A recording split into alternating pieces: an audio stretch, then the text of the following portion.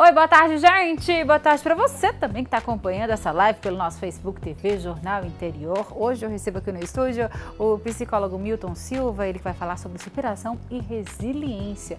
Também converso com o nefrologista Ederson Vidal. Ele vai falar sobre as doenças renais, afinal, nós estamos na semana que comemora o Dia Mundial do Rim. Tem reportagem mostrando a história de pessoas que mesmo com limitações nunca desistiram de ser feliz. Também tem uma reportagem mostrando a prática do tiro esportivo. Puxa uma cadeira, chegue junto, o cotidiano está só começando.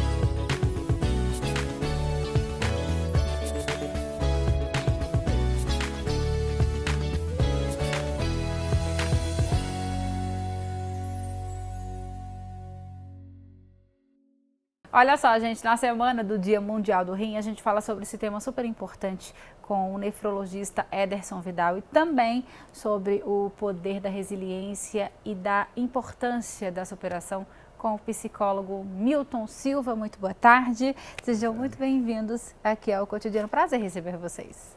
Boa tarde. Boa tarde, Marcelo. Boa tarde, Ederson. Boa tarde a todos que estão em casa. Estamos aqui para ajudar e contribuir.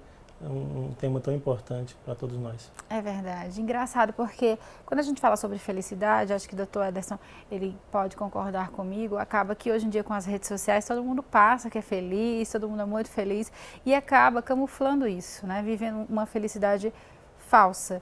E isso daí pode, de fato, trazer prejuízos para o futuro dessa pessoa. Exatamente. Na realidade, hoje em dia a gente separa o eu real e o eu ideal.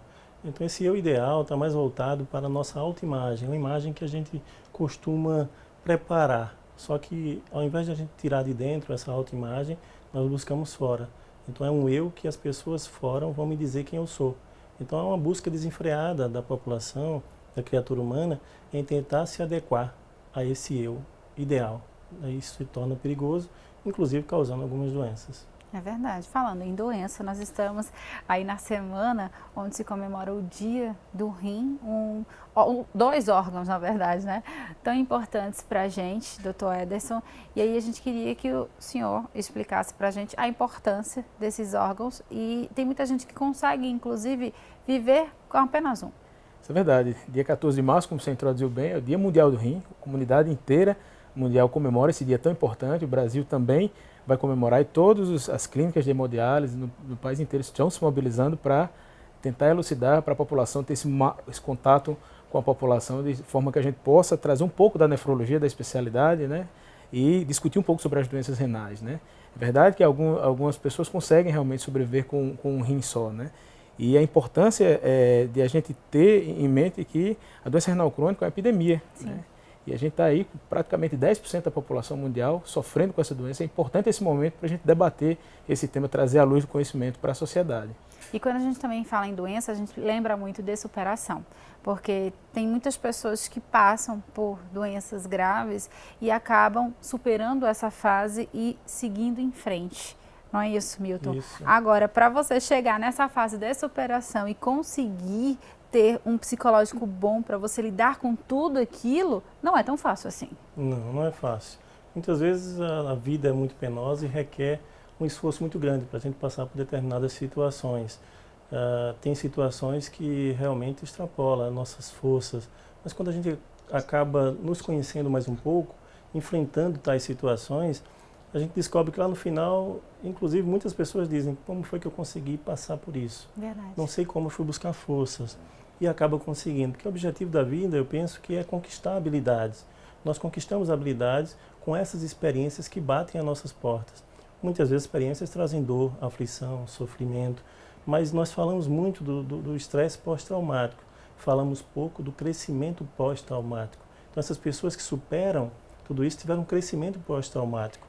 Essas coisas acabam trazendo forças para que ele possa seguir em frente, demonstrando para todos que é possível. E quando a gente alcança, a gente sabe que é possível. Alcançamos um novo degrau. Falando em superação, agora eu convido vocês dois e vocês, telespectadores, porque agora a gente vai conhecer a história de duas pessoas, a do Ricardo e a do Silvanildo. Eles são pessoas com deficiência e mesmo com as limitações que o corpo impõe, nunca desistiram da felicidade. Vamos ver. Silvanildo toca teclado desde muito cedo. Atualmente é músico profissional.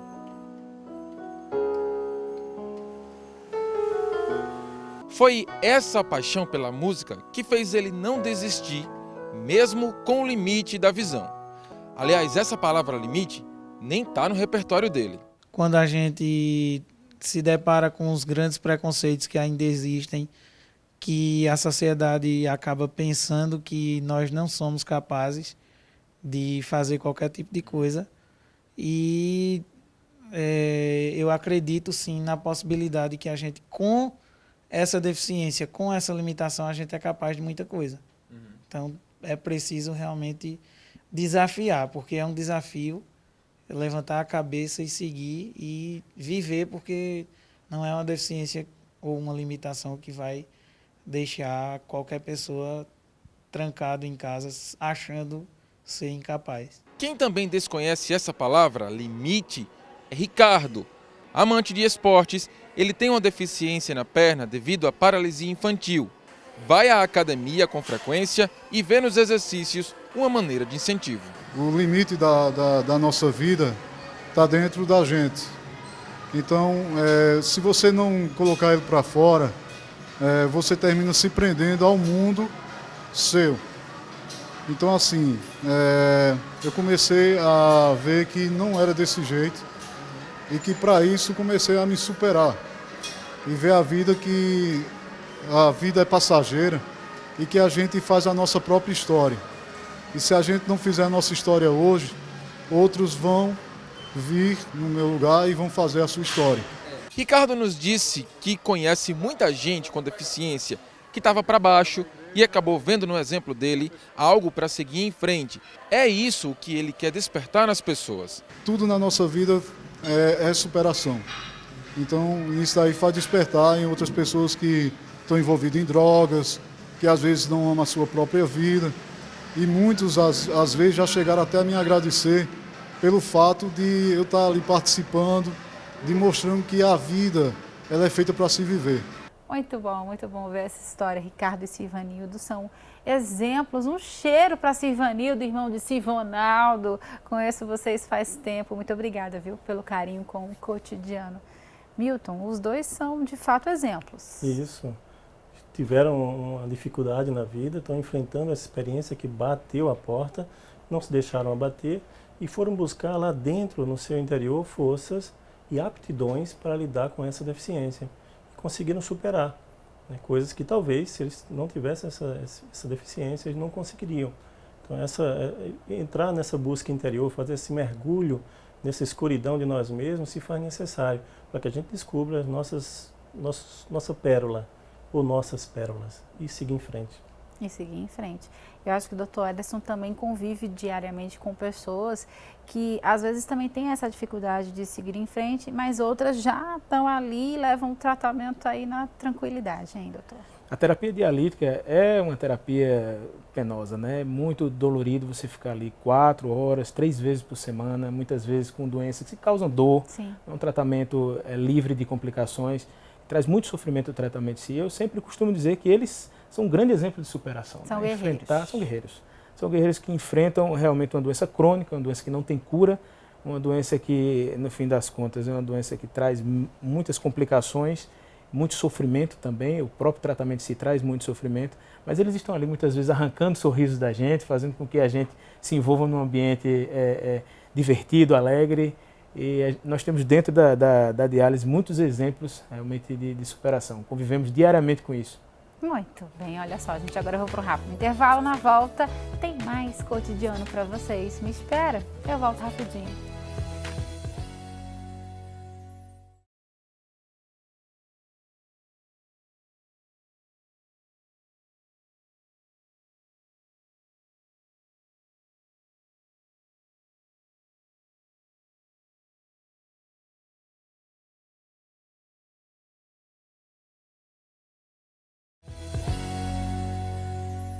De volta com o cotidiano. Hoje eu estou recebendo aqui no estúdio o psicólogo Milton Silva. A gente está conversando um pouquinho aqui sobre superação. Estou recebendo também o nefrologista Dr. Ederson Vidal. Afinal, nós estamos na semana onde é comemorado o Dia Mundial do Rim. Então, nada mais justo do que o Dr. Ederson vir até o programa para falar da importância desses órgãos para o bom funcionamento do nosso corpo. No bloco anterior, a gente mostrou histórias de pessoas que superaram muitas coisas na vida e seguiram em frente. Quando a gente fala em resiliência e superação, são palavras que a gente fala muito, muito. Acho que, né, a gente fala muito, mas acho que na hora de colocar em prática, Milton, a gente não tem tanta facilidade como a gente fala para um amigo, por exemplo. Quando a gente senta para dar um conselho, é muito fácil a gente falar. Mas às vezes para a gente colocar em prática tudo aquilo que a gente falou, é difícil. É verdade. Nós temos uma grande aptidão para ajudar as pessoas, né? Verdade. Altruísmo para a gente ajudar, dar conselhos e tentar seguir, que a pessoa siga um caminho e supere alguma dificuldade. Mas quando se trata de nós mesmos, a gente acaba tendo algumas deficiências. Mas esse mergulho que a gente faz no nosso eu interior, descobrindo nossas habilidades, quais habilidades eu já adquiri? De experiências de viver com pressão, habilidade de lidar com perdas, com traições, com amigos que me deixaram para trás. Então, tudo isso são habilidades que a gente acaba conquistando. Eu costumo elencar 4 elementos para que a gente possa seguir em frente com força e com determinação. Um deles é o pertencimento. Eu preciso de um grupo que eu possa pertencer. Esse grupo pode ser um grupo de estudo, pode ser um grupo de bicicletas, tantos grupos que a pessoa possa seguir em frente, tendo esse senso de pertencimento. Um outro é o de propósito. Cada um de nós temos que ter um propósito na vida. Se não tiver um propósito, uma meta, um objetivo, isso aí acaba se perdendo no meio do caminho. A gente precisa de narrar nossas histórias, esse é o terceiro elemento. Narrando nossas histórias para alguém, nossas dores, nossas aflições, nossos sentimentos, sabendo para quem a gente vai, terapeuta, desabafar. Desabafar, ele faz parte da nossa essência, como natureza. É como se a gente tirasse um natureza. peso das costas. É como nós tirássemos um peso E das estivéssemos costas. dividindo o nosso problema com alguém. Exatamente. Muito bem. Eu não sei se vocês chegaram a ver na internet um vídeo que circulou, que viralizou aí nas redes sociais, de um rapaz, ele que sofreu um acidente há 7 anos entre uma motocicleta e um ônibus, e o Alan Albuquerque, ele que tem 39 anos, ele perdeu uma perna. O acidente ele aconteceu quando ele saía de casa para o trabalho, isso num dia comum. Agora, gente, o Alan ele não se deixou abater por conta da perda dessa perna. Ele voltou a pedalar pouco tempo depois do acidente. O Alan ele é caruaruense, ele ficou conhecido, como eu falei, após viralizar nas redes sociais. E pasmem, ele viajou de Recife até Caruaru de bicicleta. Ó, nesse vídeo aí, ele aparece pedalando aí na BR-232 com uma perna só e com a prótese na mochila, nas costas. O vídeo ele foi feito por um condutor que ficou impressionado com a situação. Acho que não só o condutor, mas todo mundo quando assiste esse vídeo fica, de fato, boquiaberto com a persistência do Alan. E ó, a gente achou o Alan. Hoje ele mora em Recife, faz faculdade e mandou um recadinho pra gente. Vamos ver. Então, teve um vídeo que foi muito simples, porém autêntico. Foi registrado na BR-232 após eu ter passado 2 quilômetros da última cidade, Encruzilhada de São João. E naquele vídeo eu disse algumas palavras. Vou recapitular agora. Eu lembro que eu disse, se der para você voar, que bom, voe. Se não der para você voar, corra.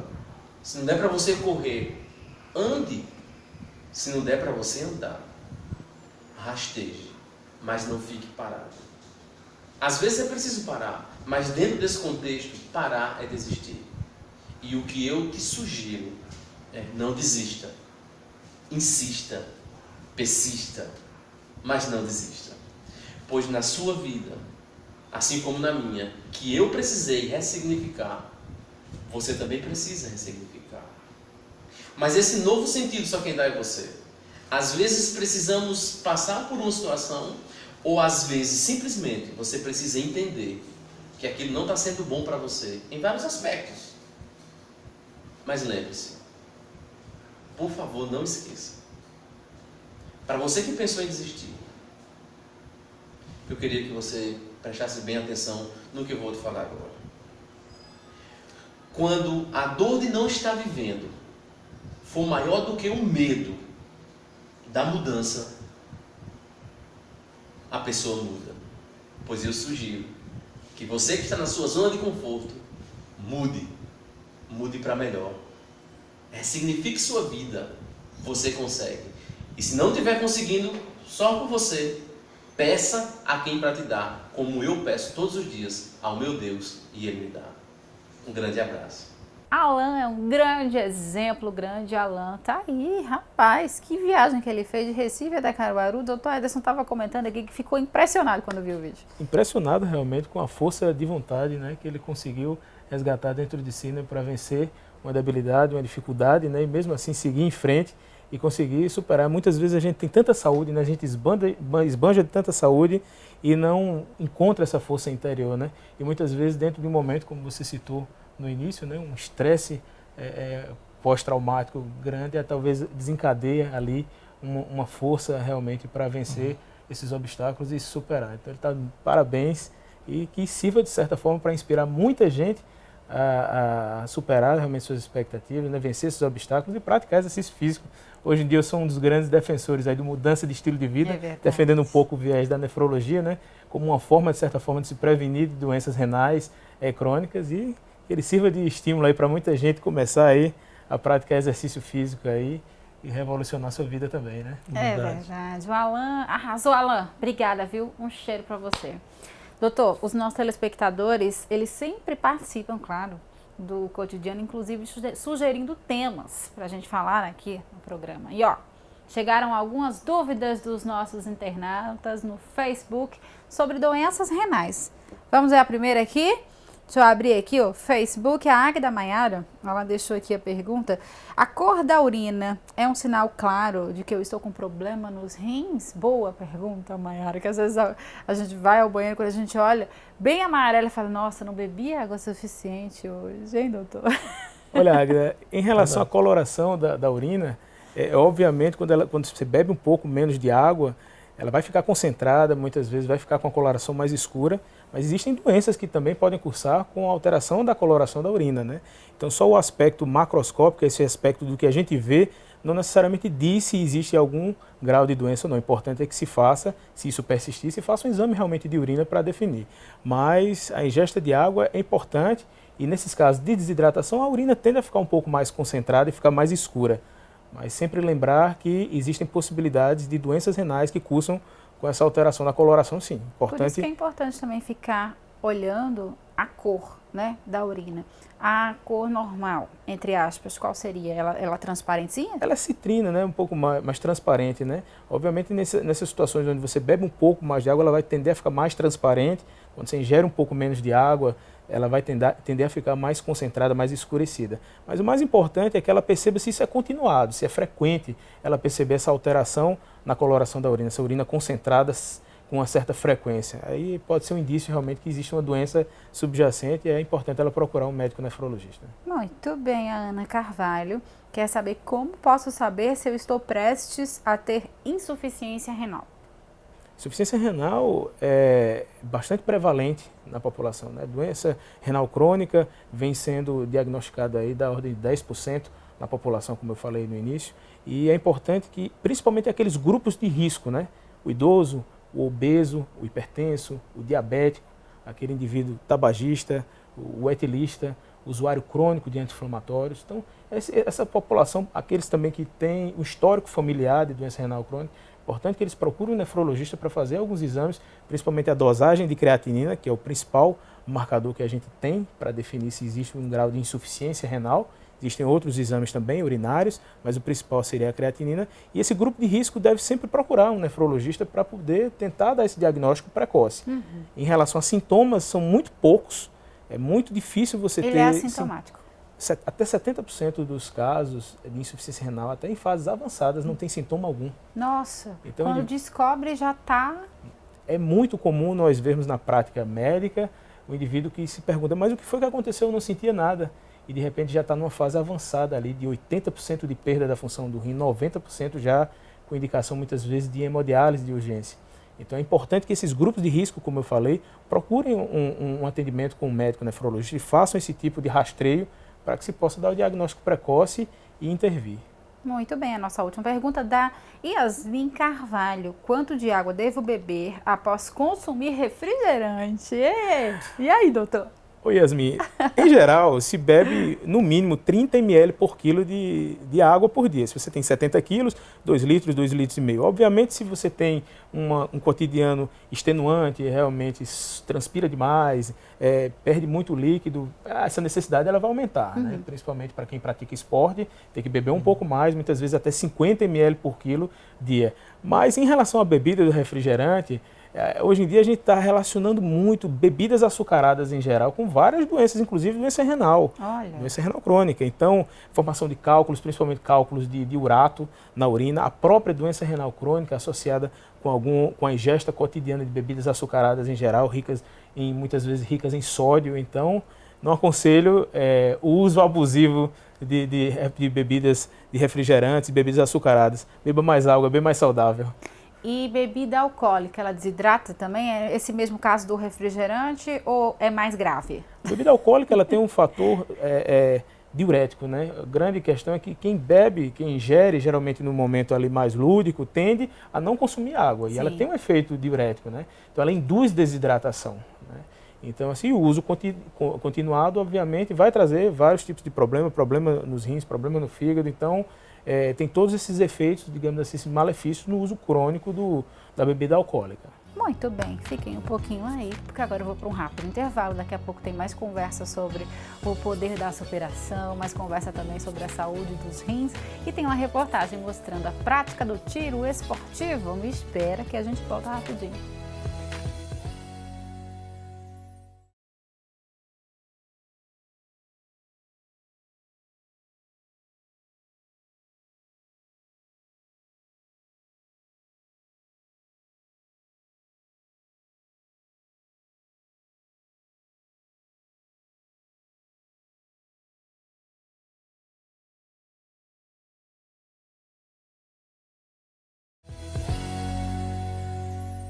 De volta com o Cotidiano. Hoje eu estou recebendo aqui no estúdio Milton Silva, ele que é psicólogo. A gente está conversando aí sobre resiliência, sobre superação. Estou recebendo também o Dr. Ederson Vidal, ele que é nefrologista. Afinal, nós estamos na semana que é comemorado o Dia Mundial do Rim. Dr. Ederson já respondeu aqui várias perguntas dos nossos telespectadores e durante o intervalo surgiu aí uma dúvida. Doutor, quem tem pedras nos rins, por exemplo, a minha mãe tem pedras nos rins, eu posso ter também? É hereditário? Existe sim um componente familiar, isso é bastante importante, até porque existe uma máxima, não forma cálculo quem quer, é quem pode. Então existem alterações muito específicas dos rins, isso muitas vezes é passado sim de uma geração para outra, e isso pode favorecer sim um parente, um filho, ter a mesma doença que o pai, que a mãe, que o avô tenha. Mas o que a gente discute muito hoje dentro desse ambiente aí de nefrologia voltada para a abordagem do cálculo renal, da pedra do rim, é a associação que existe com o excesso de sal na dieta, né? Hoje em dia está se vendo que beber sal, ingerir sal na dieta, no fim das contas, predispõe à formação desses cálculos. Dietas muito pobres em frutas, em verduras. As frutas e verduras têm substâncias que, de certa forma, inibem a formação de cálculos. E que uma dieta que você se priva de ingerir esse tipo de alimento, né? Dieta muito mais voltada para carboidrato do que para os alimentos mais nutritivos, digamos assim. Os alimentos de verdade, né? Os alimentos de verdade, né?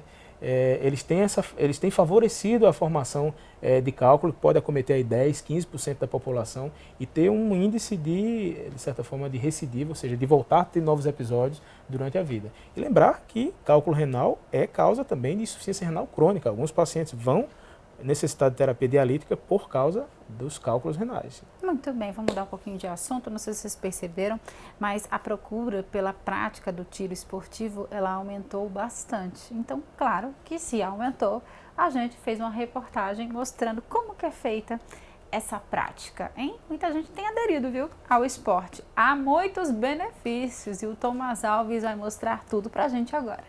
Carla pratica tiro desportivo e sente benefícios como diminuição do estresse e aumento da concentração. Um amigo meu, durante uma conversa, me indicou a prática do tiro como diminuição de estresse, né? Então, nesse período, o clube estava promovendo um curso, eu me inscrevi no curso, gostei e estou aqui até hoje. Assim como ela, muita gente tem procurado estandes de tiro. Neste aqui, a movimentação aumentou em 20% desde o decreto assinado pelo presidente Jair Bolsonaro, que flexibiliza a posse de arma. Com relação ao porte, nada foi alterado. Houve aí uma flexibilização, um facilitador, digamos assim, com relação à concessão da posse, que é aquela arma com finalidade de defesa que deve ficar no local de guarda previamente estabelecido e cadastrado lá na Polícia Federal. E quanto a essa posse, além dessa flexibilização, houve também uma prorrogação do tempo de validade dos certificados aí de registro das armas de fogo.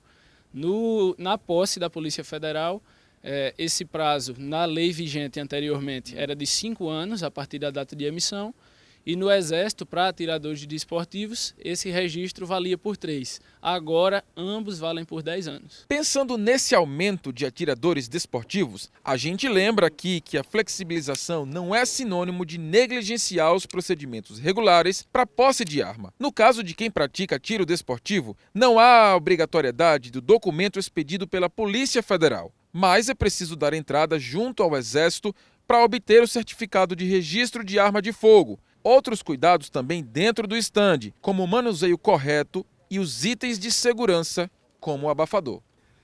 Bom, devemos verificar as boas condições de funcionamento da arma, devemos ter a certeza de que aquela munição corresponde ao calibre da arma e evitar que outros objetos se misturem ali com a arma e com as munições, para evitar um acidente. Na hora de carregar ela, sempre com ela aberta? Sim, de preferência para que tenhamos o controle da câmara dessa arma, de que ela realmente está com a câmara vazia e que tenhamos segurança em todos os procedimentos. E utilizo óculos, o que vai me dar tanto proteção auditiva quanto visual. Visitamos também o estande externo, onde também são praticados tiros a longa distância. A arma usada é esta, calibre 12. Como eu já havia feito curso de tiro, resolvi testar o armamento, acompanhado do instrutor. O poder de fogo é impactante. Não sobrou nada da melancia utilizada como alvo. Você viu aí, né, o estrago que aconteceu lá com a melancia. Essa arma, o que a gente pode falar dela? Isso aqui, grosso calibre? Sim, é uma arma de grande poder de destruição para a defesa e é uma arma moderna, de última geração, um calibre que hoje é permitido para o cidadão comum tê-la em casa e para o uso desportivo também.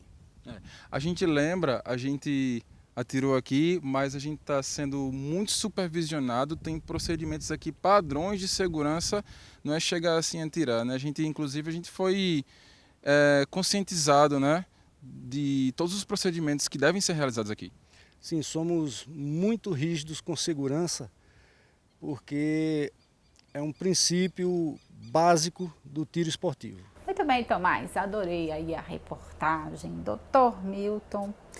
A gente viu aí que muita gente procura práticas esportivas, até mesmo também como uma forma de voltar a sentir prazer por alguma coisa que foi se perdido com um problema muito grande que passou no passado ou está passando no momento.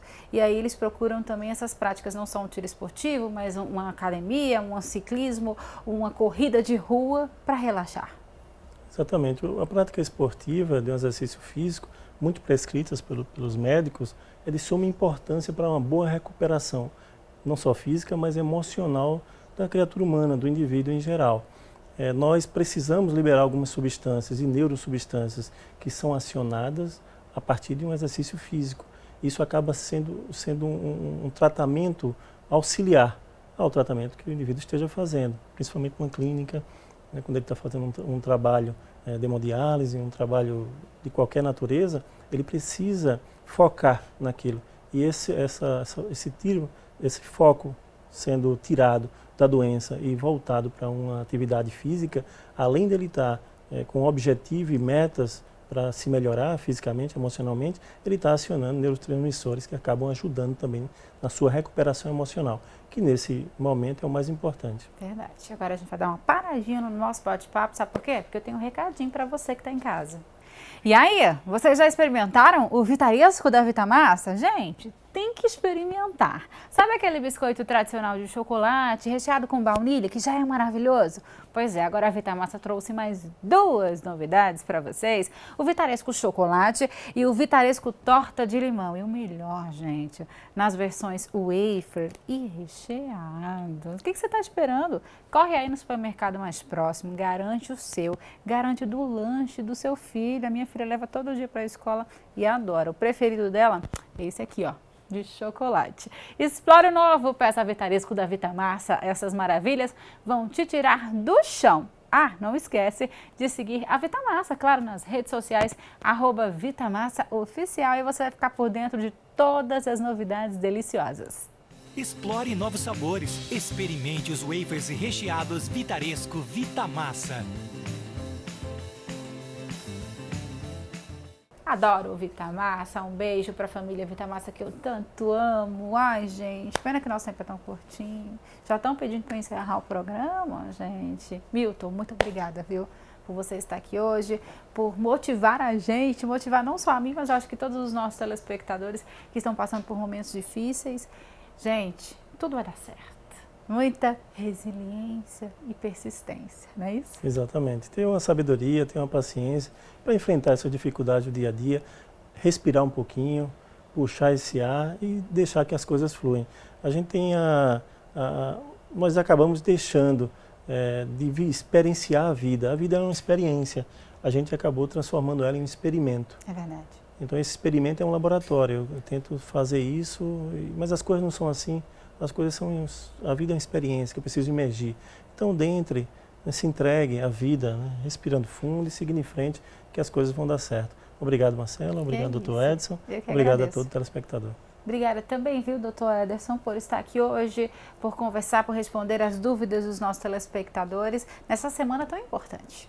Agradeço a você, Marcela, por ter aberto esse espaço para discussão, uma semana tão importante, né? Semana do Rim. Dia 14 de março de 2019 a gente comemora o Dia Mundial do Rim. Teremos várias atividades voltadas para a sociedade. Convido, estejam todos convidados para participar no dia 17 de março de 2019, ao lado do Caruaru Shopping. Nós teremos a primeira corrida e caminhada do Dia Mundial do Rim, onde nós estaremos trazendo a sociedade para correr realmente com a gente, fazer essa caminhada de 5 quilômetros e, de certa forma, abrir essa consciência para um novo estilo de vida e, assim, prevenir várias doenças renais. Então, estejam todos convidados. Todo mundo aí convidado. Vamos lá, correr, faz bem, não só para a nossa saúde, mas também para a nossa mente. Não é isso, Wilson? Verdade. Obrigada, gente. Até a próxima, se Deus quiser.